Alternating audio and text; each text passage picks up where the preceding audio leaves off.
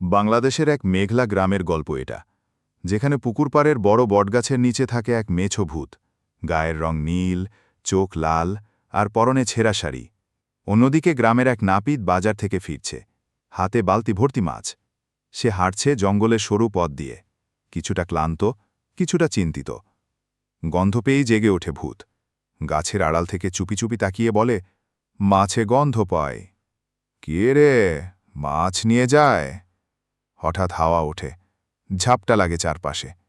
এক ঝলকে ভূত সামনে এসে দাঁড়ায়, বলল, মাছ দে, অনেক দিন খাই না রে, মাছ দে। নাবিদ কাঁপতে কাঁপতে বলে, মাফ কইরেন মা, তুমি খাইলে আমারা না খাইয়া থাকি। ভূত চুপ করে তাকিয়ে থাকে, তারপর মাথা নাড়ে। যা, তুই ভালো মানুষ, তোর মাছ বাঁচল।